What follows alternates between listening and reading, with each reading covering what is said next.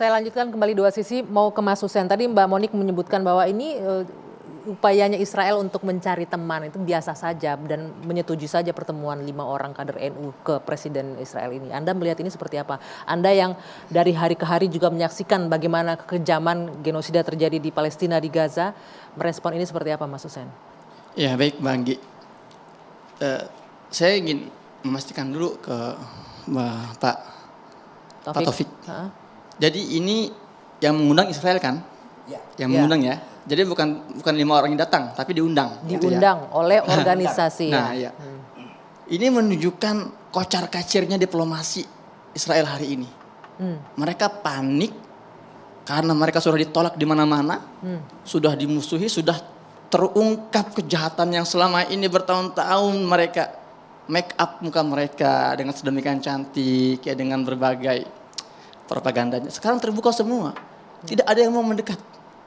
Tidak mau mendekat. Akhirnya dengan keputusasaan mereka mengundang anak-anak muda, ya karena mereka tidak bisa menggait tokoh-tokoh Indonesia, para pejabat yang sudah melihat keburukan mereka. Akhirnya mereka berusaha mengundang siapa aja lah yang penting datang gitu.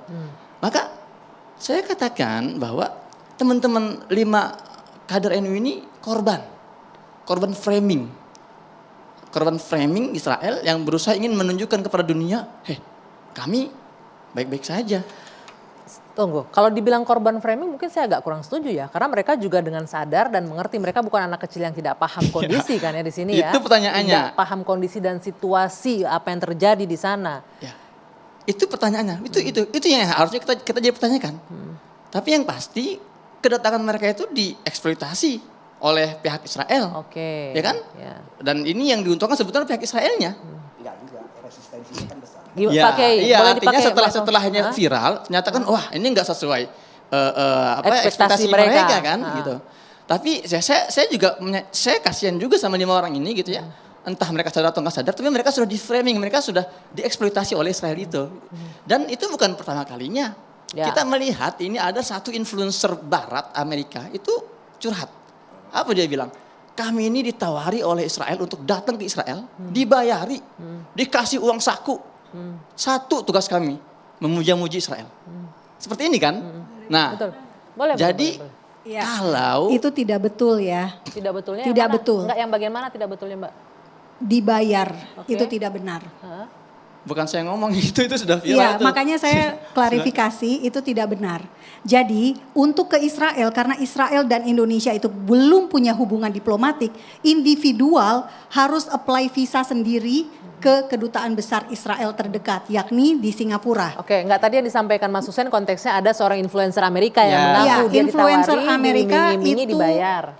Ya, mungkin yang di Amerika itu dia bisa saja harus dijelaskan siapa namanya pengundangnya. Setahu saya yang pihak NU itu tidak dibayar, betul tidak? Memang tidak NU kan bukan bilang, bayaran tidak ya. Ada yang bilang NU dibayar, Mbak Monik. Mereka, fokus dulu, jangan mereka asal. diundang itu karena ada permintaan dari Indonesia dulu. Permintaan dari Indonesia? Ya, dalam arti gini, saya bilang kayak tadi saya lakukan. Mbak Anggi, sebentar, permintaan dari Indonesia dari mana?